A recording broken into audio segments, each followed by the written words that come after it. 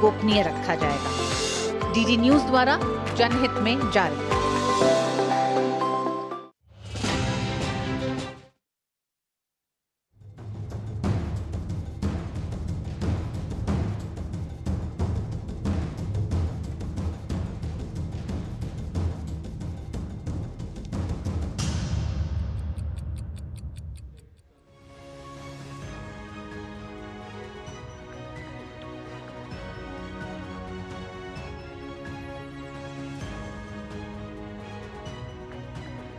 नमस्कार, बहुत बहुत स्वागत है आप सभी का डीडी न्यूज के इस खास कार्यक्रम इस वक्त में। मैं हूं निखिल सिंह और क्या है इस वक्त की बड़ी खबरें जिनके बारे में विस्तार से जानने समझने को लेकर आपके मन में जिज्ञासा है।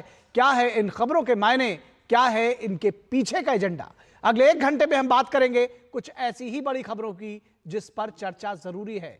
इस चर्चा में जुड़ेंगे अपने संवाददाताओं से और विशेषज्ञ मेहमानों से भी। सबसे पहले बात करेंगे लोकतंत्र के महापर्व में कैसे उमड़ा है जन सैलाब। पहले फेज की पोलिंग किस तरह से चल रही है, इस पर हम आपको विस्तार से जानकारी देंगे। साथ ही साथ चुनावों के रणनीति और राजनीति की बात करेंगे। मोदी बनाम ऑल के साथ अपनी अपनी चाल कैसे चल रहे हैं राजनीतिक दल, इस पर विस्तार से चर्चा करेंगे और अपने जो खास मेहमान हैं उनके साथ भी बातचीत होगी। स्टार प्रचारकों का धुआंधार प्रचार दूसरे चरण और आगे के चरणों के लिए शुरू हो चुका है, तो कई सारे सवाल भी खड़े हो रहे हैं। होंगे कई अहम सवाल और जवाब, लेकिन सबसे पहले इस वक्त की हेडलाइंस।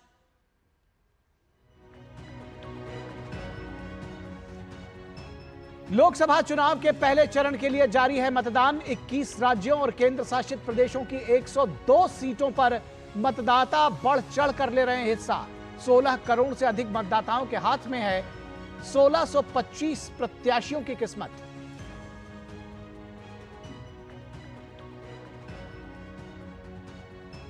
पश्चिम बंगाल में कूच बिहार के चांदमारी में वोटिंग के दौरान पथराव। बीजेपी ने वीडियो शेयर कर तृणमूल कार्यकर्ताओं पर लगाया आरोप। चुनाव आयोग से भी की कार्रवाई की मांग।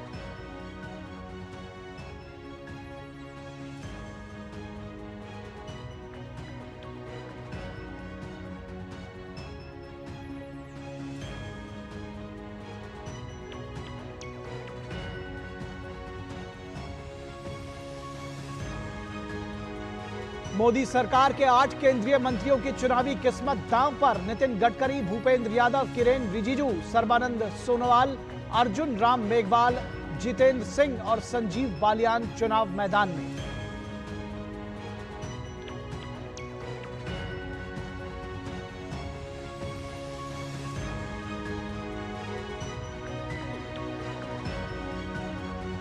विपक्षी दलों के कद्दावर नेताओं की साख भी दांव पर। गौरव गोगोई, कार्ति चिदम्बरम, नकुल नाथ, ए राजा, कनिमोई, दयानिधि मारन जैसे प्रत्याशियों की किस्मत है दांव पर।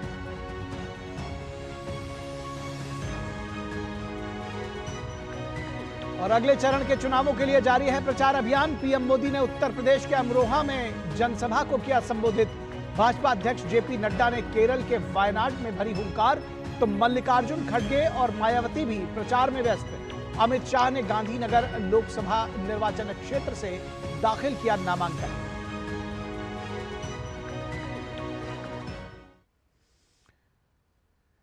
तो सबसे पहले लोकतंत्र के महापर्व में किस तरह से उमड़ा है जन सैलाब, ये आपको बताते हैं और इससे जुड़ी हुई तस्वीरें आपको दिखाते हैं। लोकसभा चुनाव के पहले चरण के लिए सुबह 7 बजे से मतदान जारी है और यह मतदान शांतिपूर्वक हो रहा है। अधिकांश जगहों पर शांतिपूर्वक हो रहा है। छिटपुट हिंसा को छोड़कर अधिकांश जगहों पर यह मतदान शांतिपूर्वक हो रहा है। 21 राज्यों की 102 सीटों पर पहले चरण के तहत ये वोटिंग हो रही है और पहले चरण में कई बड़े नाम भी इस चुनाव मैदान में है, जिनमें कई केंद्रीय मंत्रियों से लेकर दिग्गज नेता शामिल हैं। तो आप समझ सकते हैं कि जो पहला चरण है वो बेहद महत्वपूर्ण है, क्योंकि आगे आने वाले जो 6 चरण होंगे, यानी कि कुल 7 चरणों में जब चुनाव हो रहा है, तो आगे आने वाले जो चरण हैं उनके लिए ये एक ट्रेंड सेटिंग का काम करेगा। तो पहले चरण में मतदाताओं का उत्साह देखते ही बनता है और मतदाताओं ने जबरदस्त उत्साह दिखाया है। अधिकांश सीटों पर बम्पर वोटिंग हुई है। तमाम राज्यों में 1 बजे तक 40 से 50% तक मतदान होने की खबर आई है। तो एक आध जगहों को छोड़कर शांतिपूर्ण मतदान जारी है। पश्चिम बंगाल में 3 लोकसभा सीटों के लिए हो रहे मतदान के दौरान कूच बिहार में हिंसा की घटनाएं सामने आई है, उसकी खबर आई है। मतदाताओं को मतदान केंद्र तक पहुंचने से रोकने के लिए टीएमसी कार्यकर्ताओं द्वारा पथराव की खबर आई है।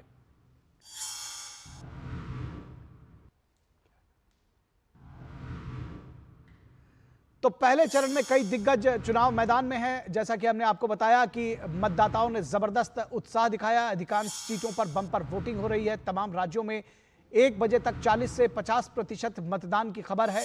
एक आध जगहों को छोड़कर शांतिपूर्ण मतदान जारी है। पश्चिम बंगाल में 3 लोकसभा सीटों के लिए हो रहे मतदान के दौरान कूच बिहार में हिंसा की घटनाएं हुई हैं। मतदाताओं को मतदान केंद्र तक पहुंचने से रोकने के लिए टीएमसी कार्यकर्ताओं द्वारा पथराव किए जाने की खबर है। देश भर में एनडीए और विपक्ष के गठबंधन के बीच मुकाबला है और अब जनता की बारी है। पहला फेज आज से शुरू है। 2019 में बीजेपी ने 303 और एनडीए ने 353 सीटों पर जीत हासिल कर सरकार बनाई थी। इस बार बीजेपी ने 370 सीटों का लक्ष्य रखा है, जबकि एनडीए के लिए 400 पार का नारा दिया गया है। चुनावी इतिहास में सबसे कम सीटों पर चुनाव लड़ रही है कांग्रेस। अब तक केवल 282 सीटों पर उम्मीदवारों की घोषणा की गई है। अनेक राज्यों में क्षेत्रीय दल कांग्रेस से कहीं ज्यादा सीटों पर चुनाव लड़ रहे हैं। इसके साथ ही साथ तीसरी बार सत्ता में लौटेंगे मोदी या राहुल गांधी के फ्री बी वादे का दिखेगा जादू? ये बड़ा सवाल है। एक तरफ मोदी की गारंटी, दूसरी तरफ राहुल गांधी का 5 न्याय और 25 गारंटी। विपक्षी गठबंधन में शामिल क्षेत्रीय दलों के भी अपने अपने वादे, अपना अपना एजेंडा।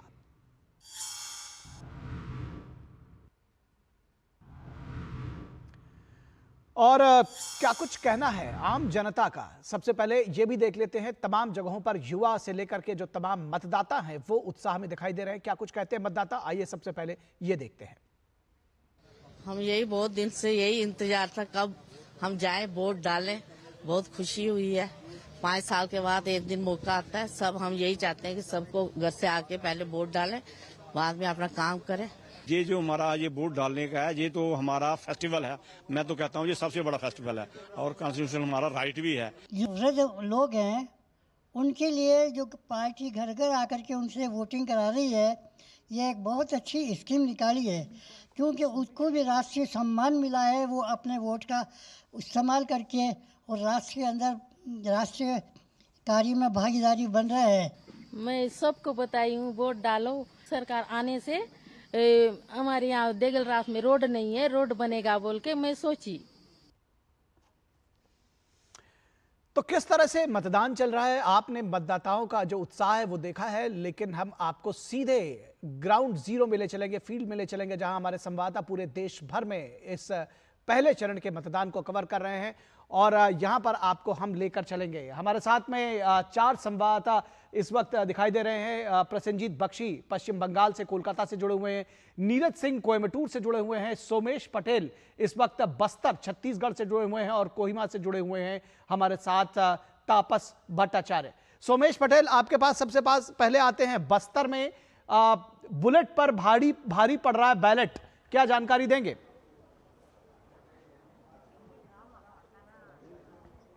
जी, मैं जरूर आपको बताना चाहूंगा, बुलेट पर भारी पड़ रहा है क्योंकि सबसे महत्वपूर्ण बात है, जो ये घोर नक्सल प्रभावित इलाका था, इस इलाके में मतदान कराना सबसे बड़ी चुनौती थी।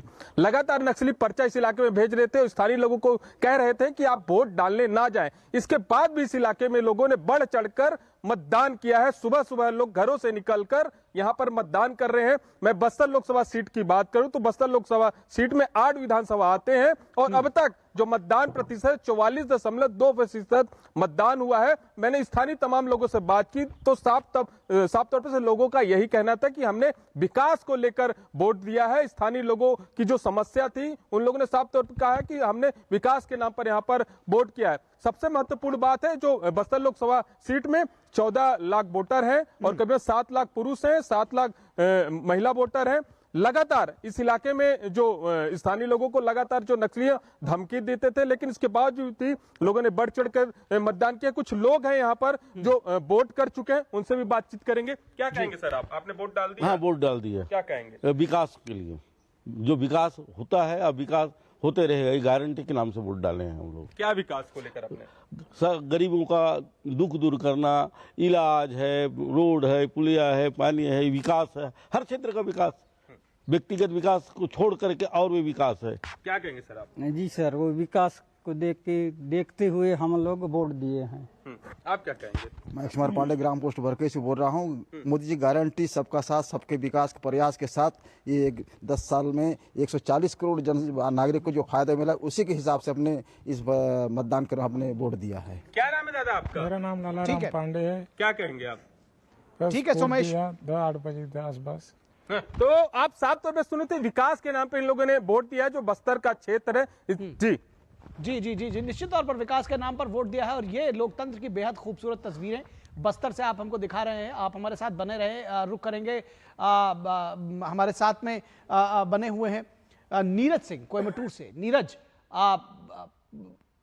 पश्चिम, उत्तर, दक्षिण, जब हम चुनावों की बात करते हैं, दक्षिण भारत में इस बार पहला फेज बेहद महत्वपूर्ण, क्योंकि सभी 39 सीटों पर तमिलनाडु में चुनाव हो रहा है। कहा जा रहा है इस बार तमिलनाडु में बीजेपी ने भी दांव लगाया है, चुनाव कुछ दूसरे रंग का दिख रहा है। किस तरह से जो मतदाता हैं उनका उत्साह आपको दिखा है पोलिंग बूथ्स पर?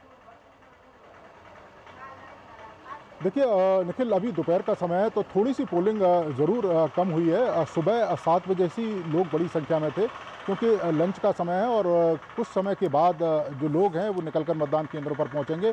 अभी तक जो जानकारी हमें मिली है, 3 बजे के आसपास पूरे तमिलनाडु में 55% के आसपास जो वोटिंग है वो हो चुकी है, जो बता रहा है कि जो तमिलनाडु के लोग हैं अपने मत को लेकर कितने कह सकते हैं कि चिंतित हैं, और वो चाहते हैं कि जल्द से जल्द जो मत है वो अपना डाल दें। यही कारण है कि 55% के आसपास मतदान 3 बजे के आसपास हो चुका है। दूसरी, अगर आप भारतीय जनता पार्टी की जिस रणनीति की बात कर रहे थे, निश्चित तौर पर निखिल, इस बार भारतीय जनता पार्टी ने एक अलग तरह की जो रणनीति है वो तमिलनाडु के अंदर अपनाई है। आपने देखा भी होगा।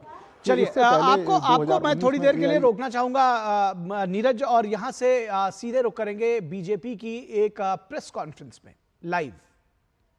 कट्टरवादियों के साथ है और अपराधियों के साथ है, और तुष्टीकरण की राजनीति इतनी हावी है कि हमने देखा किस तरह से रामनवमी के मौके पर 3 लड़कों को जो आराम से अपनी कार में बैठकर जय श्री राम के नारे लगा रहे थे, और भगवान श्री राम का एक झंडा उनकी गाड़ी में था, उनको इतना मारा गया, इतनी बदसलूकी की गई, और कहा गया कि आप ये नहीं कहेंगे, आप कोई और नारा कहेंगे। और सोचने वाली बात है, ये वो लोग हैं जो अभिव्यक्ति की आज़ादी की बात करते हैं। इसके अलावा हम सब जानते हैं प्रियंक खरगे जी ने क्या कहा था कि हर एक औरत को हम बिस्तर होना पड़ता है, यानी she has to sleep with men to get government jobs. पुराने उनके नेता हैं शामनूर जी दावनगिरी से, उन्होंने क्या कहा था, women deserve to be in kitchen. शायद ये बात कांग्रेस के नेता इंदिरा गांधी जी के लिए, सोनिया गांधी जी के लिए और प्रियंका गांधी जी के लिए भी कह रहे थे। सोचिए डीके शिव कुमार जी को जब एक कुकर बॉम्ब का इस्तेमाल होता है, और हम देखते हैं कितना खतरनाक वो हो सकता था और था। क्या कहते हैं कि जो भी इसमें हमलावर थे, जिन्होंने भी इस घटना को अंजाम दिया था, वो हमारे भाई हैं। तो इस तरह की बहुत सारी बातें हैं लगातार हम देख रहे हैं, और ये साफ जाहिर है कि एक तरफ मोदी जी जो बार बार मातृशक्ति की बात करते हैं, कहते हैं नारी शक्ति ही उनकी सुरक्षा कवच है, दूसरी तरफ इंडिया अलायंस महिलाओं के प्रति हिंसा और अत्याचार को बढ़ावा देती है और अत्याचारियों को हमेशा संरक्षण देती है। हमारी ये इंतजा होगी कांग्रेस पार्टी से कि वो धर्म का चश्मा उतारकर अपराध को अपराध की नज़र से देखे, बलात्कार को बलात्कार की नज़र से देखे, बजाय ये कि इसमें भी हिंदू मुस्लिम करें। किस महिला की हत्या होती है या बलात्कार होता है, इसका ताल्लुक या उसके हत्यारे या बलात्कारियों का ताल्लुक उसके धर्म से या जाति से देखकर उसको आंकना गलत है। और इस तरह से कट्टरवाद को लगातार संरक्षण देना, अपराधियों को इस तरह से बढ़ावा देना, अपने आप में दिखाता है कि तुष्टीकरण की राजनीति उन्हें किस मोड़ पर ले आई है। धन्यवाद।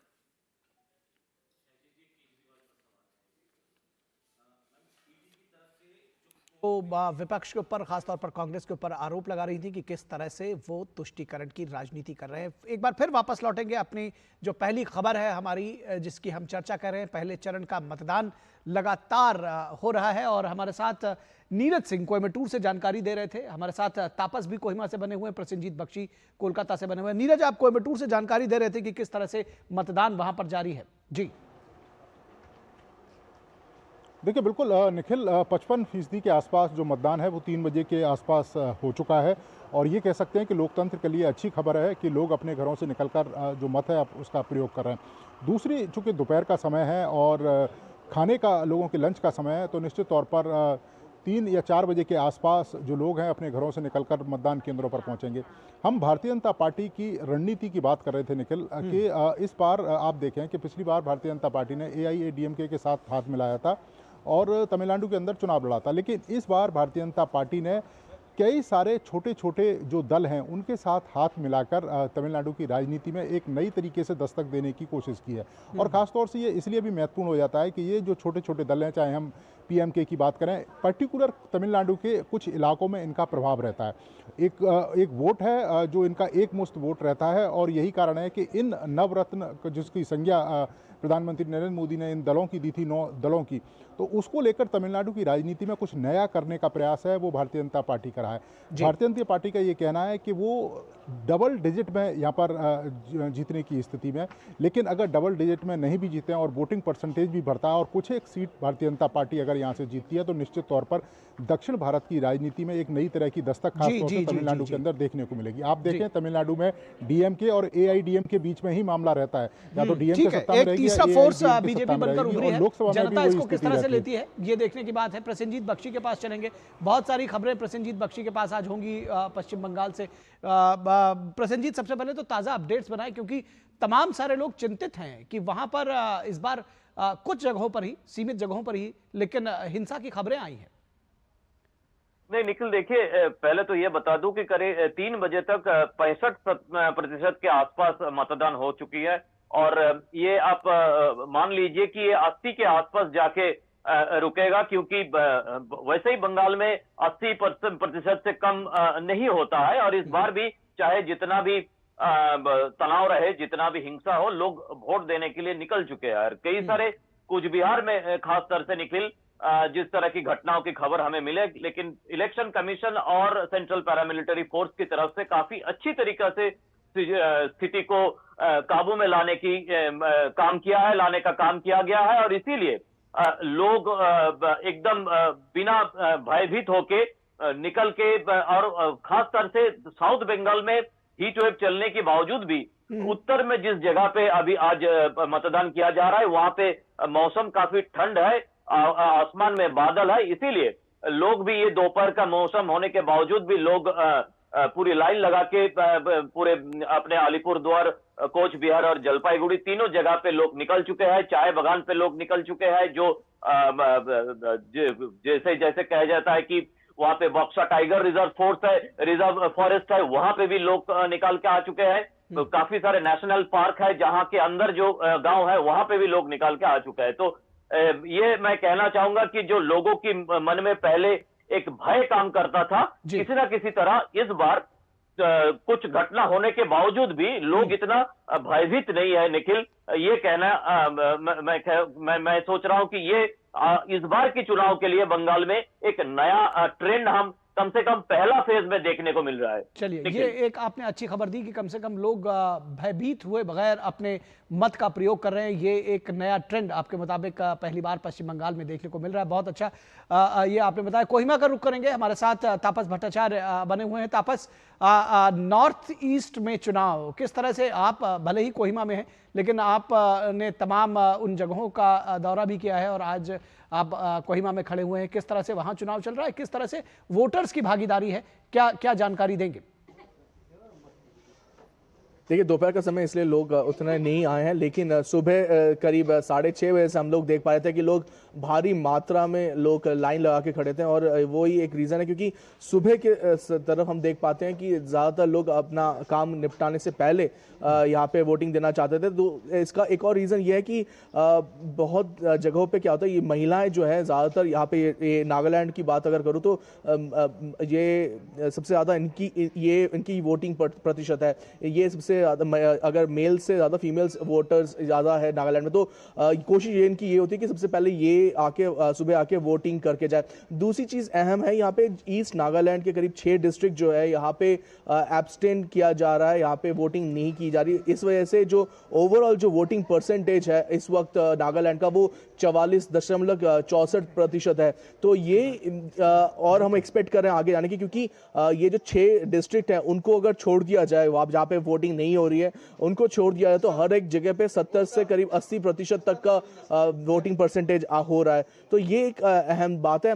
नागालैंड कहिए, आसपास के नॉर्थ ईस्ट के स्टेट्स जितने भी कहिए, वहाँ पे एक अहम चीज़ है उन सभी स्टेट्स में, वो है डेवलपमेंट। क्योंकि पूरे देश से अगर कंपेयर किया जाए तो यहाँ पे उस तरीके का डेवलपमेंट अभी तक नहीं हुआ है। और कहीं ना कहीं ये लोग यही चाहते हैं कि डेवलपमेंट हो, रास्ते जो है रोड इंफ्रास्ट्रक्चर है उस पर काम किया जाए, और जो हॉस्पिटल्स है, जो स्कूल्स हैं, वहाँ वो एक अलग लेवल पे बनाया जाए, उनको और सुधारा जाए। तो क्लियर है इनका एजेंडा कि ये डेवलपमेंट है और डेवलपमेंट बिल्कुल। तो विकास का मुद्दा वहां भी सर चलकर बोल रहा है, और तमाम जो लोग हैं वो विकास के नाम पर वोट दे रहे हैं। बहुत अच्छी खबरें आपने हमको नॉर्थ ईस्ट से, कोहिमा से दी हैं। रमा त्यागी जो इस वक्त जम्मू कश्मीर में उधमपुर में मौजूद हैं। रमा, किस तरह की जानकारी आप देंगी? जम्मू कश्मीर में चुनाव हमेशा एक चुनौती के तौर पर देखा जाता था, लेकिन लोकतंत्र के इस पर्व में तमाम सारे लोग जम्मू कश्मीर में भी खुलकर बाहर निकले हैं मतदान करने के लिए। क्या जानकारी आप देंगे हमें?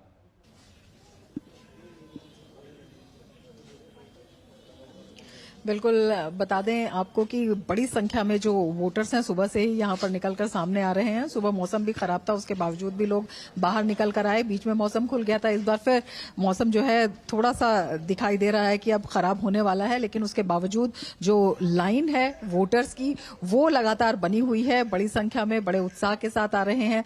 आपने बताया कि जम्मू कश्मीर में जो चुनाव हुआ करते थे, अगर पहले देखें तो एक बहुत बड़ी चुनौती हुआ करते थे। जो वोटर्स हैं उनको थ्रेट कॉल्स भी होते थे, बंद कॉल्स होते थे। इसके अलावा जो है आतंकवाद था, अलगाववाद था, और पाकिस्तान का जो मुद्दा था वो भी छाया रहता था चुनाव में। और अगर हम कश्मीर घाटी की बात करते हैं तो वहां पर खून खराबे के बिना कोई चुनाव नहीं होता था। लेकिन 370 के बाद ये चुनौती जो है वो अब समाप्त हुई लगती है, क्योंकि जिस तरह से वोटर लगातार घर से बाहर निकल कर आ रहे हैं, केवल ये तो 370 के बाद सबसे बड़ा चुनाव है ही, लेकिन इससे पहले भी जो डीडीसी बीडीसी पंचायत चुनाव हुए वहां पर जिस तरह से वोटर निकल कर आए, एक नई परिभाषा गढ़ता हुआ जम्मू कश्मीर मतदान के लिहाज से दिखाई दे रहा है। तो बड़ी संख्या में यहाँ पर लोग हैं, महिलाएं बड़ी संख्या में हैं। अगर मैं अपने कैमरा पर्सन से कहूं कि वो आपको दिखाएं कि कितनी बड़ी संख्या में अभी भी महिलाएं जो है लगातार यहाँ पर आ रही हैं। 65% से ज्यादा मतदान यहाँ पर अभी तक हो चुका है। पिछली बार भी अगर इस पूरे इलाके की बात करें तो यहाँ 85% मतदान हुआ था, और जब हमने यहाँ के जिला निर्वाचन अधिकारी से बात की थी तो उनका कहना था कि इस बार 90% से ऊपर का उनका लक्ष्य है। तमाम प्रबंध जो है चुनाव आयोग के द्वारा किए गए, होम वोटिंग जो है वो यहाँ पर शुरू की गई, जो कि 85 साल से ऊपर के लोग हैं या 40% जो है डिसएबिलिटी की श्रेणी में आते हैं, तो उनको घर से वोटिंग करने की सुविधा थी। लेकिन आज भी हमने देखा कि होम वोटिंग के बाद भी आज भी बहुत सारे ऐसे लोग थे जो बूथ्स पर यहाँ पर आए, जो अलग अलग फैसिलिटीज हैं बूथ पर वो यहाँ पर दी जा रही हैं। तो बड़ा उत्साह यहाँ पर दिखाई दे रहा है। जो मुद्दा है, मुद्दा वही है, विकास का मुद्दा है, एक सशक्त राजनीतिक इच्छा शक्ति वाली सरकार का मुद्दा है, और इसके साथ ही जो लोग चाहते हैं जो देश की विकास यात्रा। और सबसे बड़ी मैं बात आपको बताऊं, यहाँ पर विभिन्न क्षेत्रों में जैसे पहाड़ी क्षेत्र है, मैदानी क्षेत्र है, बॉर्डर के आसपास इलाके, अलग अलग समस्याएं जरूर है, लेकिन सभी लोग जब हम बात कर रहे हैं तो वो राष्ट्र निर्माण के बिल्कुल विकास और राष्ट्र निर्माण की बात जो जम्मू कश्मीर में, और बहुत सबसे अच्छी खबर आप दे रही हैं, जो जबरदस्त मतदान वहां पर हो रहा है पहले चरण के लिए। जैसा कि प्रसेनजीत बख्शी ने कहा कि पश्चिम बंगाल में 65% मतदान हो रहा है, तो जम्मू कश्मीर में भी 65% मतदान हो रहा है। ये निश्चित तौर पर एक प्रसन्न करने वाली खबर है। नीरज सिंह आपका शुक्रिया, तापस भट्टाचार्य, प्रसेनजीत बख्शी, रमा त्यागी आपका शुक्रिया, और सोमेश हमारे साथ जुड़े हुए थे, और जो दूसरे हमारे संवाददाता जुड़े थे उन सभी को बहुत बहुत शुक्रिया इन तमाम तस्वीरों को लाइव हम तक पहुंचाने के लिए। फिलहाल यहां रुकेंगे एक छोटे से ब्रेक के लिए, लेकिन ब्रेक के बाद जब वापस लौटेंगे तो चर्चा करेंगे कि मोदी बनाम ऑल के साथ अपनी अपनी चाल। शुक्ला बता रहा था आपके बाबूजी ने जायदाद का कुछ हिस्सा नौकर के नाम कर दिया। अब नौकर हर काम अपना घर समझ के करेगा। समर कूल जो हर दिल करे कबूल। Delivery boy has picked your order. अरे भाई पता है भूख लगी है। 30 मिनट का मैसेज नोटिफिकेशन आया था ना। मैसेज के सहारे थोड़ी बैठ सकते हैं। कल आपने कुछ शेयर्स बेचे थे ना? हाँ, तो चेक किया? मैसेज आया तो था। सिर्फ मैसेज काफी नहीं है। आप शेयर मार्केट में कोई भी ट्रांजैक्शन करते हैं ना, तो स्टॉक एक्सचेंज से आए SMS या ईमेल को अपने डीमैट अकाउंट और बैंक स्टेटमेंट के साथ भी टैली कीजिए। बेटा भूख में ना दिमाग बंद हो जाता है। आप लगा लीजिए सर, वही लगा लीजिए पहले, पता चला कुछ नहीं लगेगा।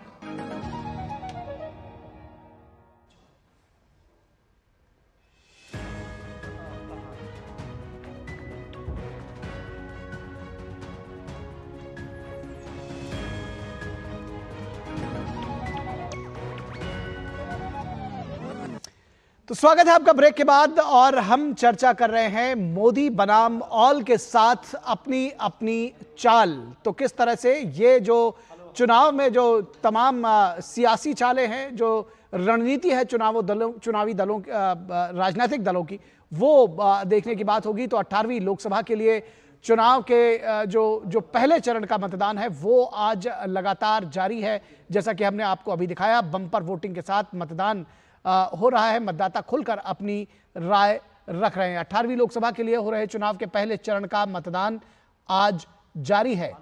21 राज्यों के 102 सीटों पर वोटिंग हो रही है। बम्पर वोटिंग के साथ मतदाता खुलकर अपनी राय रख रहे हैं। मुद्दा मोदी का समर्थन या विरोध है। इस चुनाव में इंडिया गठबंधन लाया है लोकतंत्र बचाओ या संविधान खतरे में का मुद्दा। यह मुद्दा कितना चला ये बता पाना मुश्किल है, लेकिन जनता इस मुद्दे में के पचड़े में पड़ने को तैयार नहीं है। वही गठबंधन की दिल्ली वाली एकता क्या राज्यों में भी दिखी, ये एक बड़ा और जटिल प्रश्न है। केरल के मुख्यमंत्री अपना सीधा मुकाबला कांग्रेस से देखते हैं और उसे बीजेपी की बी टीम बताते हैं। पिनराई विजयन का कहना है, विजयन का दावा है कि कांग्रेस अलग अलग राज्यों में अलग अलग मुद्दे ढूंढती है। टीएमसी गठबंधन का हिस्सा है, लेकिन बंगाल में यह कांग्रेस, सीपीएम और बीजेपी से लड़ रही है। तो ये सारा गठबंधन समझने की कोशिश करिएगा। दिल्ली में आम आदमी पार्टी और कांग्रेस एक साथ प्रचार कर रहे हैं, लेकिन पंजाब में कांग्रेस और आप आमने सामने हैं। बिहार और यूपी में ड्राइविंग सीट पर तेजस्वी यादव और अखिलेश यादव हैं, और बीजेपी के खिलाफ वही मोर्चा संभाले हुए हैं।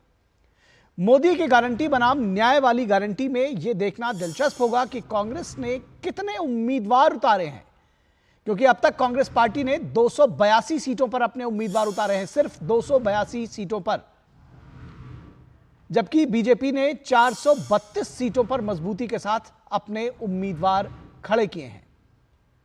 तो यह अपने आप में एक रिकॉर्ड है कि कांग्रेस ने अब तक सबसे कम उम्मीदवार घोषित किए हैं अपने चुनावी इतिहास में। कांग्रेस पार्टी इसे लोकतंत्र बचाने के लिए त्याग मानती है, लोकतंत्र बचाने के लिए त्याग। लेकिन देश भर में पार्टी के सिकुड़ते आधार पर कार्यकर्ता जरूर चिंतित हैं। मोदी हटाओ अभियान में कांग्रेस पार्टी ने क्षेत्रीय दलों की सहयोगी पार्टी बनने की भूमिका को भी स्वीकार कर लिया है। राहुल गांधी इसे सैद्धांतिक लड़ाई मानते हैं, लेकिन यह बताना भूल जाते हैं कि अन्य क्षेत्रीय दलों के साथ भी यह चुनाव अस्तित्व की लड़ाई है। बिहार, यूपी, दिल्ली या अन्य राज्यों में सिर्फ मोदी विरोध के कारण अपनी पारंपरिक सीटें कांग्रेस ने छोड़ दी हैं। हिंदुत्व हो या फिर राष्ट्रवाद और विकास का नारा, बीजेपी 2 सीटों से 303 सीटें तक जीतने के रिकॉर्ड पर पहुंची है। 1984 में कांग्रेस ने रिकॉर्ड 404 सीटें हासिल की थी, बीजेपी ने महज 2, और 2019 में कांग्रेस 44 पर पहुंच गई और बीजेपी 303। सवाल यह है कि सिर्फ एंटी इनकम्बेंसी के भरोसे क्या कांग्रेस पार्टी फतह हासिल कर लेगी? आज जनता के सामने नेतृत्व उतना ही बड़ा मुद्दा है जितना विकास का।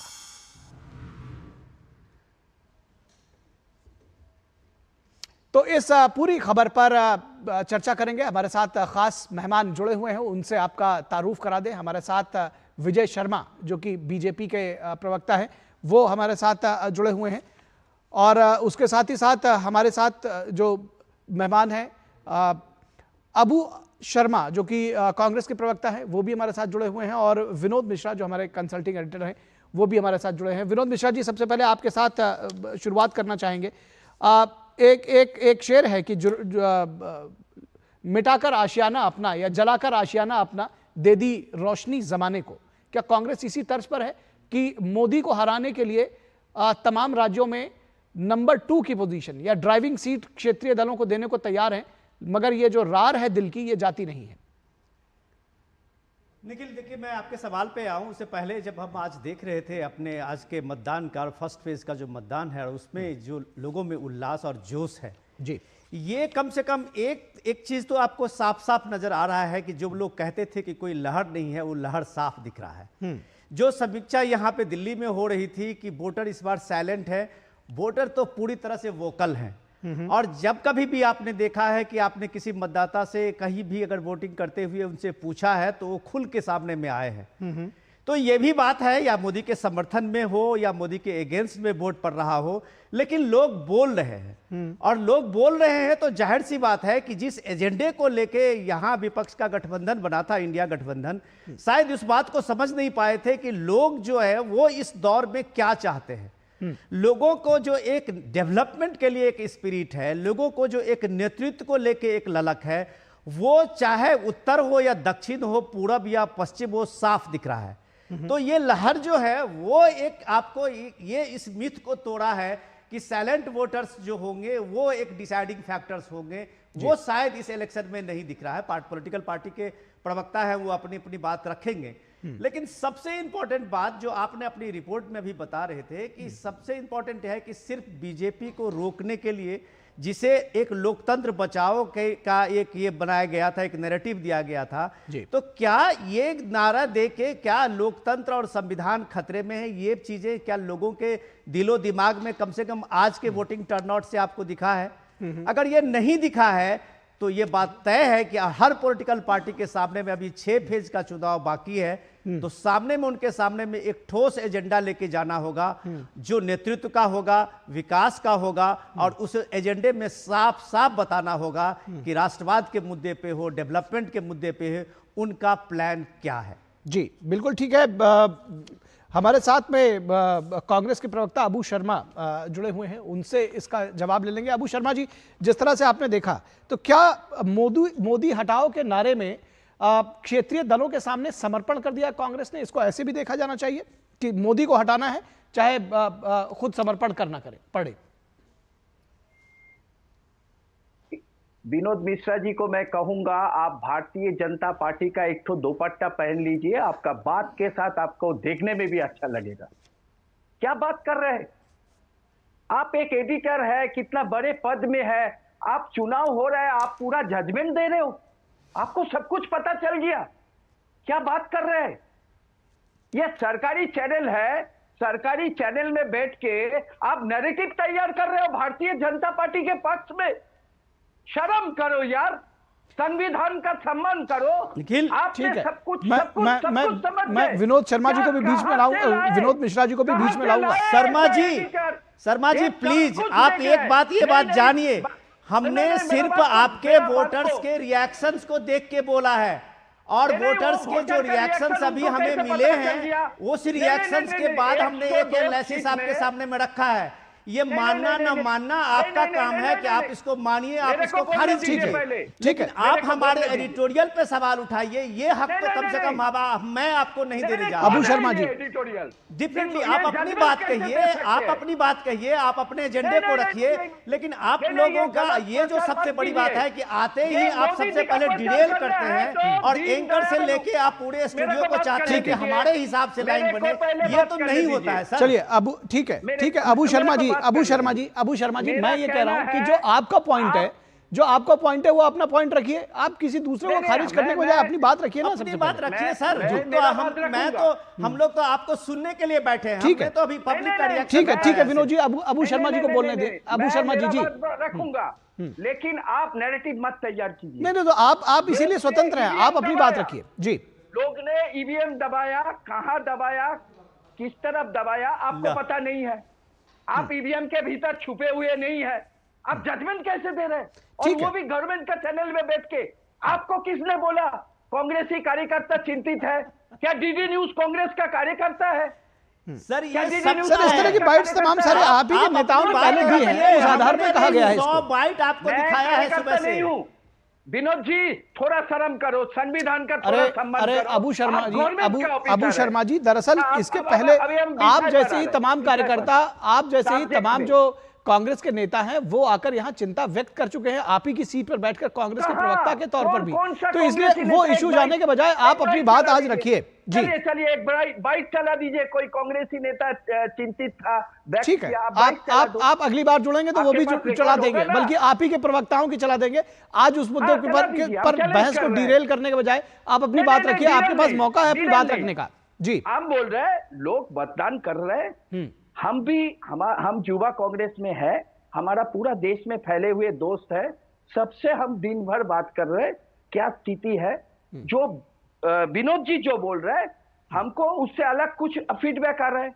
अब हम विनोद जी का फीडबैक और मेरा फीडबैक को भी मैं सही नहीं मान रहा हूं, विनोद जी का फीडबैक को भी मैं सही नहीं बन रहा हूं। मैं कोई नैरेटिव नहीं बना रहा हूं, मैं कोई नैरेटिव नहीं बना रहा हूं।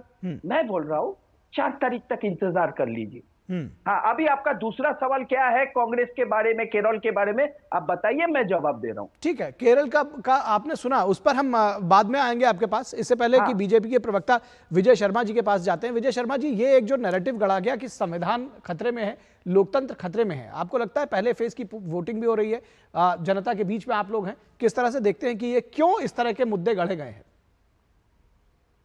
पहले तो मैं अपने देशवासियों को जो लोकतंत्र का महापर्व आज से शुरू हुआ है, सबको हार्दिक शुभकामनाएं देता हूं।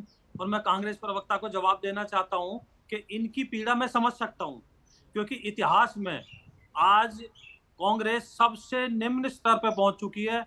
अब अपने आज तक के इतिहास में सबसे कम सीटों पे लड़ने जा रही है कांग्रेस। तो इतना बुरा हाल आपने कभी नहीं देखा होगा। और इनकी इंडी गठबंधन के 2 चीफ मिनिस्टर बोलते हैं, ममता बनर्जी इनकी इंडी गठबंधन की वो है, इंडिया बोलिए, इंडिया बोलिए, इंडिया बोलिए, इंडी क्या?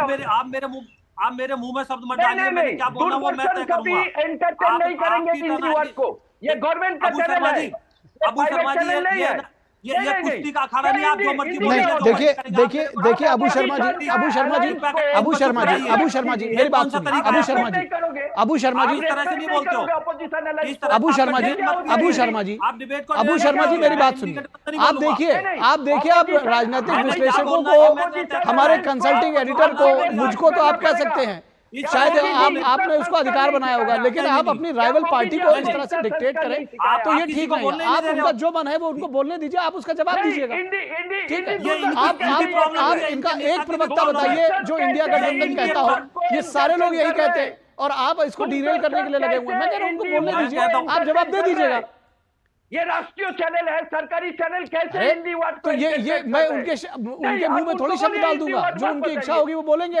आप भी तो जो आपकी इच्छा है वो बोल रहे हैं। नहीं, तो हम एनडीए को कुछ बोलेंगे, आप हमको एंटरटेन करेंगे। आप एनडीए को जो माने वो बोलिए, आप एनडीए को जो माने वो बोलिए, मैं क्यों बीच में बोलूंगा? चैनल में इंडिया बोलेंगे, इंडी क्या है? इंडी गठबंधन सरकारी चैनल में ये आपका फर्ज होता है, डिबेट आप चला रहे हैं, ये आपका फर्ज होता है। आप मुझे मत सिखाओ। देखिए ऐसा है ना, आपकी बात अगर देखिए, आप बीच में इस तरह से आपको बोलने का मौका दिया गया, अब आप बीच में उनको बोलने नहीं दे रहे।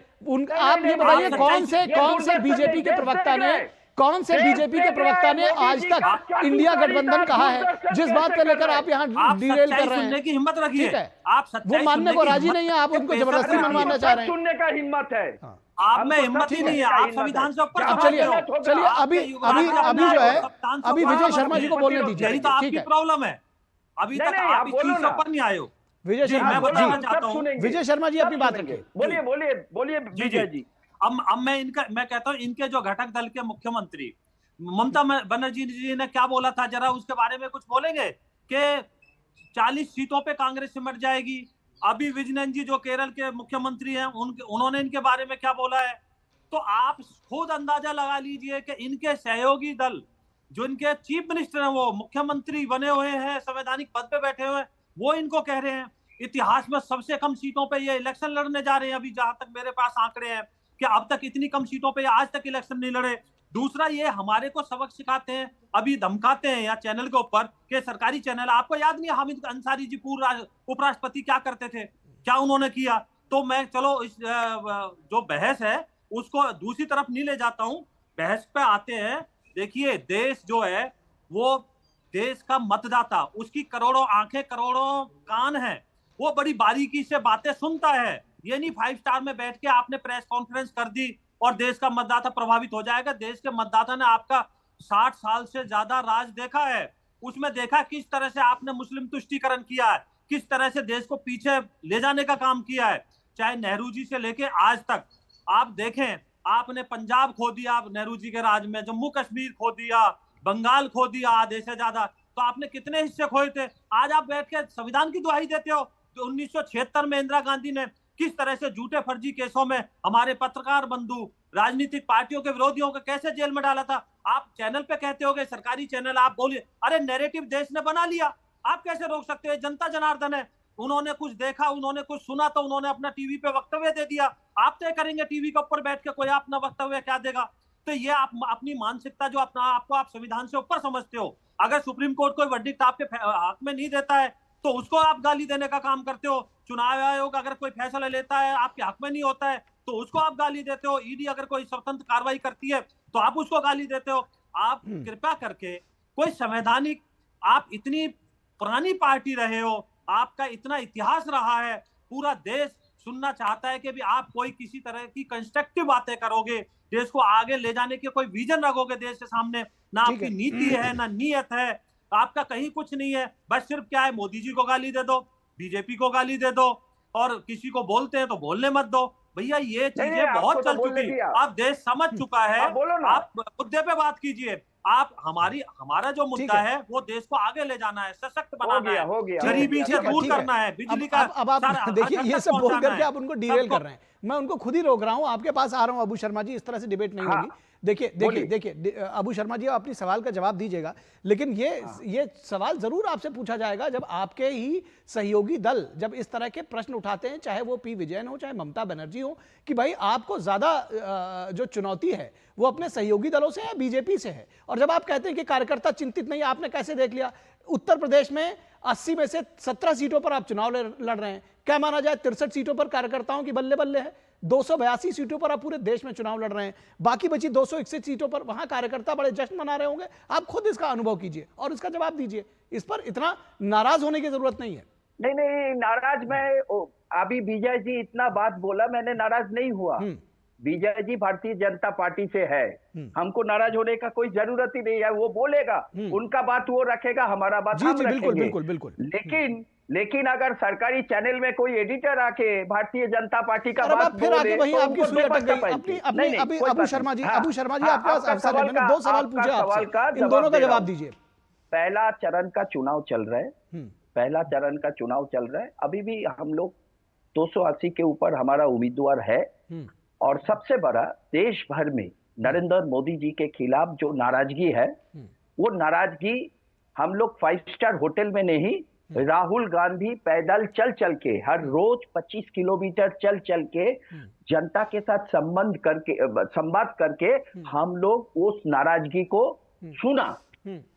भारतीय जनता पार्टी हवाई जहाज में है, वो देश का। असल में सवाल दरअसल सुनिए सवाल यही था कि जैसे नहीं आप ही से उसका काउंटर सवाल मैं पूछना चाह रहा हूं कि सवाल यही था, राहुल गांधी 25 किलोमीटर प्रतिदिन चले, पूरे जगहों की खाक उन्होंने छानी, और उसके बाद जैसे उत्तर प्रदेश का मैं आपको उदाहरण दे रहा हूं, 80 में से 17 सीटों पर लड़ रहे हैं, तो आप सरेंडर करना नहीं हुआ, इतनी मेहनत के बावजूद आपने सरेंडर कर दिया। सरेंडर लग रहा है, हम इंडिया के माध्यम से चुनाव लड़ रहे हैं, चाहे समाजवादी पार्टी जीते, चाहे वामपंथी जीते, चाहे शिवसेना जीते, चाहे ममता बनर्जी जीते, आखिर सब इंडिया। ठीक है, वी आर ऑल इंडिया। चलिए हम इंडिया के माध्यम से लड़ रहे हैं। कभी कभी हमको थोड़ा सैक्रिफाइस करना पड़ता है। पश्चिम बंगाल में जब ममता बनर्जी को हम लोग वामपंथी शासन को उखाड़ के फेंका था, तब पश्चिम बंगाल में 6 सांसद हुआ करते थे कांग्रेस पार्टी का, और 1 सांसद हुआ करता था ममता बनर्जी का। जी 2004 की बात कर रहा हूं। उसके बाद 2009 का इलेक्शन में हम लोग सैक्रिफाइस किया। 2011 का चुनाव में हमारा विधायक ज्यादा था। क्यों एक के बाद एक सैक्रिफाइस आप किए जा रहे हैं? अब इस चर्चा को विराम दूंगा। यही सवाल था दरअसल, जिसका जवाब आप गोल गोल घुमाते रहे अबू शर्मा जी, आपने दिया नहीं कि आपने सैक्रिफाइस ये किया क्यों? मोदी जी के खिलाफ देश का संविधान को बचाने इसका जवाब मैं चाहूंगा कि बहुत संक्षेप में विनोद जी संविधान बचाने के लिए दरअसल आपसे समझना चाहेंगे कि जी विनोद जी, क्या मोदी सरकार का इतना बड़ा डर है कि क्षेत्रीय दलों के आगे सरेंडर करने को तैयार है कांग्रेस? लेकिन मैं डर कहाँ दिख रहा है आपको? अपने शर्मा जी देखिए, हम लोग तो बैठते हैं यहाँ आप लोगों से ज्ञान लेने के लिए ही, लेकिन जब आप ज्ञान देते हैं ना तो फिर थोड़ा सा धैर्य भी रखिए कि दूसरे का भी सुने। जिस इंडी गठबंधन के लिए आप बोल रहे थे और जिस पेपर से आप बीजेपी के प्रवक्ता के साथ बात कर रहे थे, मैं सिर्फ एक इंफॉर्मेशन आपसे शेयर कर रहा हूं। अभी भी इंडिया गठबंधन का नाम इंडिया को लेके अभी हाईकोर्ट, दिल्ली हाईकोर्ट में है और उस हाईकोर्ट के साथ साथ अभी भी उसने जवाब मांगा है इलेक्शन कमीशन से लेके और पार्टी को। यही बात, दूसरी बात। अब मैं मुद्दे पे आता हूं। हम लोग जब एक एडिटोरियल पे आपको अभी एक निमंत्रण दिया है बात करने के लिए, तो कम से कम इतना बात तो सुनिए कि हमने क्या कहा है। हमने कहा है कि 5 न्याय और 25 गारंटी जो थी मोदी की गारंटी के अगेंस्ट में, उसको लेके आप जनता के बीच में गए थे और वो सीन को आप कैसे कंफ्यूज करते हैं कि वो 25 गारंटी के इतना बड़ी गारंटी के बाद भी आप लोकतंत्र बचाओ लेके आते हैं, संविधान खतरे में लेके आते हैं। आप कहते हैं कि ये गठबंधन इसलिए बना है कि लोकतंत्र को बचाना है। तो ये सिर्फ मेरा एक आपके साथ में एक सामने में अपना एक एडिटोरियल रखा था कि जो जनता है, जो आज वोटिंग किया है फर्स्ट फेज में, उसके मन में कोई सवाल नहीं है। 80% 85% जहां पे पोलिंग हुई है उसका आप संविधान और लोकतंत्र खतरे का नैरेटिव नहीं दे सकते हैं। वो उसके पास में अपने मुद्दे हैं, वो मुद्दे विकास के हैं, वो मुद्दे मोदी के हैं, या वो मुद्दे राहुल के भी हो सकते हैं, राहुल जी के भी हो सकते हैं। लेकिन इस मुद्दे पे आइए, ये सिर्फ हम लोग बताने की कोशिश कर रहे थे। शर्मा जी बहुत बहुत शुक्रिया आपको। कम से कम मेरे दबाव में आपको ये मुद्दा राहुल गांधी का भी ऐड करना पड़ा। नहीं, मैं इससे पहले कि इस चर्चा को खत्म करूं, शर्मा जी इस चर्चा को खत्म करूं, कोई ऐसा दबाव नहीं है। दरअसल क्या था कि आपने उस बात का मैं बिल्कुल पूरे विद फुल रिस्पेक्ट कि आपने छूटते ही उसको पूरा पढ़ना नहीं चाहा, आपने उसको समझना नहीं चाहा और आपने हमला कर दिया, क्योंकि आप उसी मोड और मोटिव के साथ आए थे। मैं चाहूंगा कि आखिरी मैं चाहूंगा कि भारतीय जनता पार्टी को कुछ कहा, भारतीय जनता पार्टी इतना बात बोला, उनका अधिकार है, वो उसका बात रखेगा। ठीक है, हम हमारा बात रखेंगे। मैं चाहूंगा अबू शर्मा जी, मैं चाहूंगा विजय शर्मा जी आखिरी अपनी कुछ बात कहना चाह रहे हैं। विजय शर्मा जी आप अपनी बात कहिए, उसके बाद हम खत्म करेंगे इस चर्चा को। जी देखिए, चैनल के ऊपर बैठ के अबू शर्मा जी ने मान लिया कि इन्होंने दबाव डाला इनके ऊपर। ये वही दबाव की राजनीति करते हैं। इनके यहाँ लोकतंत्र नहीं है। इन्होंने खुद बोल दिया, अभी बोला है कि हमारे दबाव में इन्होंने बोला है। अबू शर्मा जी ठीक है, आखिरी बात तो देखिए, अब आप विजय शर्मा जी ने कही दी है। अबू जी आप मान भी जाइए और जो है इसी पार्टियों को पर इस तरह के दबाव डालते हो। ये मैं आपकी बात एप्रिशिएट करता हूँ, आपने सच्चाई बोल दी कि आप इस तरह से दबाव करते हो कि आप जो सच्चाई बोलता है उसको ऐसे दबाते हो आप। ठीक है विजय शर्मा जी, अबू शर्मा जी, दोनों लोगों का बहुत शुक्रिया। विनोद मिश्रा जी बहुत शुक्रिया इस तमाम चर्चा में जुड़ने के लिए और अपने विचार हमारे साथ साझा करने के लिए। और यहां रुकेंगे एक छोटे से ब्रेक के लिए। ब्रेक के बाद जब वापस लौटेंगे तो आपको बताएंगे कि स्टार प्रचारकों का धुआंधार प्रचार जो अगले चरण के चुनाव है उसके लिए जारी है। शुक्ला बता रहा था आपके बाबूजी ने जायदाद का कुछ हिस्सा नौकर के नाम कर दिया। अब नौकर हर काम अपना घर समझ के करेगा। समर कूल, जो हर दिल करे कबूल। तुम्हें पता है इन्वेस्टर्स के लिए एक इन्वेस्टर प्रोटेक्शन फंड होता है, IPF। लेकिन अगर तुम्हारा ट्रेड एक्सचेंज पर एग्जीक्यूट नहीं हुआ या फिर कोई गारंटीड रिटर्न्स वाली स्कीम है तो ये IPF आपकी मदद नहीं कर सकता है। और अगर आपका ब्रोकर ही डिफॉल्टर बन जाए तो फिर IPF आपको कॉम्पेंसेशन दिला सकता है। कहां से सीखा? NSE की साइट पर। समझ कर इन्वेस्ट कर। ब्रेक के बाद एक बार फिर आप सभी का स्वागत है और चर्चा करेंगे चुनाव प्रचार की। स्टार प्रचारकों का धुआंधार प्रचार जारी है। मिशन 2024 को लेकर सभी पार्टियों का जबरदस्त प्रचार अभियान जारी है। आज प्रधानमंत्री नरेंद्र मोदी ने उत्तर प्रदेश के अमरोहा में एक बड़ी रैली को संबोधित किया है। तो 2024 का जो मिशन है सभी पार्टियों के लिए, उसको लेकर सभी जो जबरदस्त प्रचार अभियान जारी है। अमरोहा में रहे हैं आज प्रधानमंत्री नरेंद्र मोदी, उन्होंने एक बड़ी रैली को संबोधित किया है अमरोहा उत्तर प्रदेश में। विश्वकर्मा योजना सहित अपने गरीब कल्याण योजनाओं का जिक्र करते हुए पीएम मोदी ने अपने कार्यकाल का रिपोर्ट कार्ड जनता के सामने पेश किया। विपक्षी गठबंधन के सनातन विरोध पर पीएम ने कहा कि कुछ पार्टियां तुष्टीकरण से बाहर नहीं निकलना चाहती। उन्होंने अपने द्वारका में समुद्र के नीचे भगवान कृष्ण की पूजा किए जाने का उल्लेख किया। आपको याद होगा कि प्रधानमंत्री ने एक ऐसी पूजा की थी। पीएम ने कहा कि यह अफसोस की बात है कि शहजादे कहते हैं कि समुद्र के नीचे पूजा करने लायक कुछ भी नहीं है। अयोध्या में राम मंदिर बना तो सपा और कांग्रेस ने निमंत्रण ठुकरा दिया। यह कहना है प्रधानमंत्री नरेंद्र मोदी का। राम भक्तों को सपा वाले पाखंडी कहते हैं, आस्था और भक्ति को वोट बैंक के लिए खारिज करते हैं। हालांकि राम मंदिर प्राण प्रतिष्ठा में नहीं आने की वजह कांग्रेस पार्टी के अध्यक्ष कुछ और बताते हैं। खड़गे जी का यह मानना है कि दलितों की एंट्री जहां नहीं होती वहां हम नहीं जाते हैं। ये मल्लिकार्जुन खड़गे का कहना है कि दलितों की एंट्री जहां नहीं होती वहां हम नहीं जाते। खड़गे आज बिहार के दौरे पर हैं और जहां उन्हें राम मंदिर का मुद्दा दिखता है वे दलित का मुद्दा उठाते हैं। आज केंद्रीय गृह मंत्री अमित शाह ने गांधीनगर लोकसभा सीट से नामांकन पत्र दाखिल किया है। इस मौके पर अमित शाह ने कहा कि एक बूथ कार्यकर्ता से सांसद तक पहुंचा हूं, गांधीनगर से मुझे हमेशा प्यार मिला है। वहीं मल्लिकार्जुन खड़गे ने बिहार में के किशनगंज में दूसरे चरण का प्रचार किया है।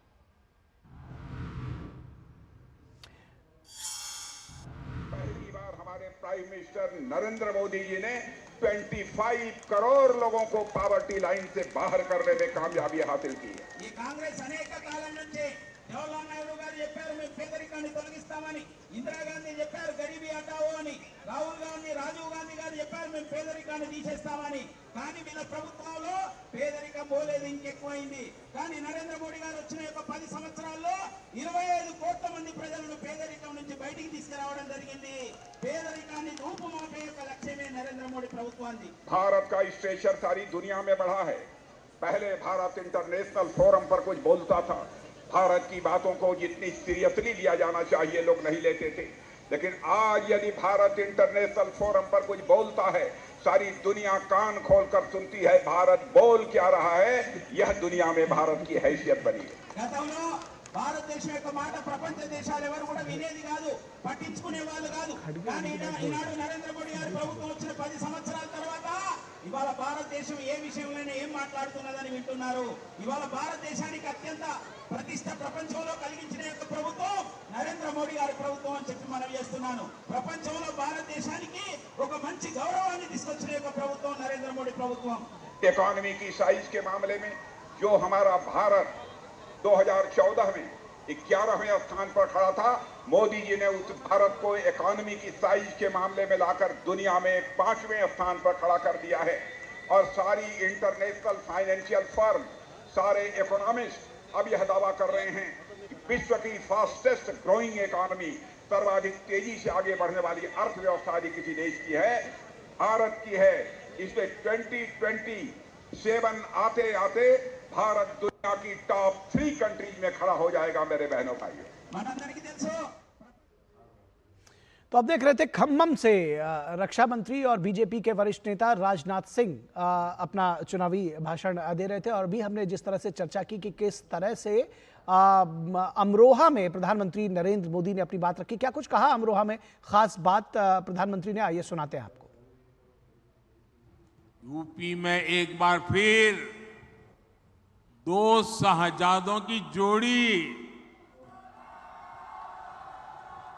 उनकी फिल्म का शूटिंग चल रहा है आजकल, और ये 2 शहजादों की फिल्म का पहले ही रिजेक्शन हो चुका है। हर बार ये लोग परिवारवाद, भ्रष्टाचार और तुष्टीकरण की टोकरी उठाकर यूपी की जनता से वोट मांगने निकल पड़ते हैं।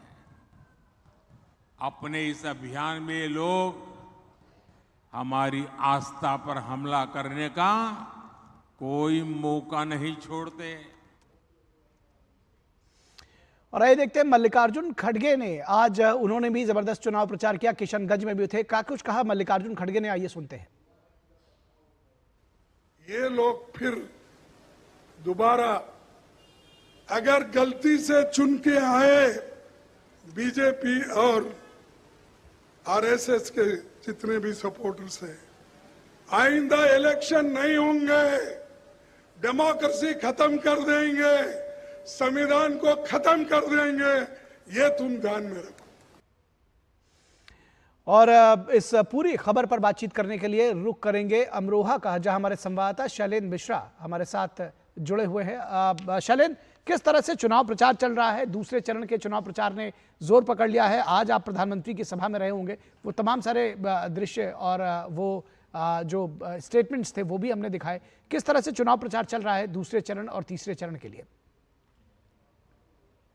देखिए, निश्चित तौर पर राजनीतिक दलों को ये पता है कि दूसरे और तीसरे चरण में अब ज्यादा समय नहीं है चुनाव प्रचार के लिहाज से। लिहाजा हम देख रहे हैं कि धुआंधार रैलियां हो रही हैं, न केवल भारतीय जनता पार्टी की तरफ से बल्कि इंडी गठबंधन के नेताओं की तरफ से। आज अमरोहा में जहां पर बीजेपी उम्मीदवार के समर्थन में प्रधानमंत्री नरेंद्र मोदी ने चुनावी जनसभा को संबोधित किया, यहाँ पर बीजेपी से चौधरी कंवर सिंह तंवर चुनाव लड़ रहे हैं। सामने है दानिश अली जो बसपा से चुनाव जीते थे लेकिन इस बार कांग्रेस पार्टी से चुनाव मैदान में थे। तो आज हमने देखा कि आज प्रधानमंत्री नरेंद्र मोदी ने तमाम उन मुद्दों पर एक तरह से राजनीतिक पलटवार किया जिस पर हमने देखा कि हाल ही में बयान आया राम गोपाल यादव का, बिना उनका नाम लिए उन्होंने कहा कि कुछ लोग किस तरह से टिप्पणियां कर रहे हैं वो सबके सामने है। और राहुल गांधी ने जो एक टिप्पणी की थी जब द्वारका में प्रधानमंत्री नरेंद्र मोदी के पूजा की तस्वीरें आई थी, तब जिस तरह से ये कहा था कि समुद्र के नीचे कुछ पवित्र नहीं होता,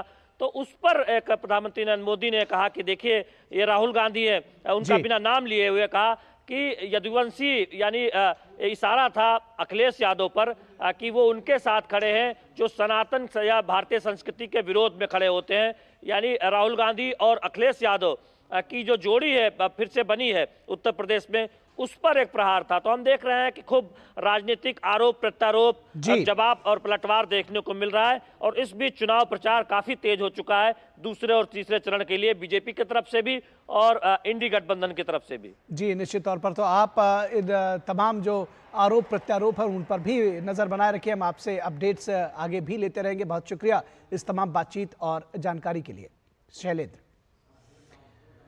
तो इस वक्त के आज के अंक में बस इतना ही। हमारी पूरी टीम को दीजिए इजाजत। नमस्कार।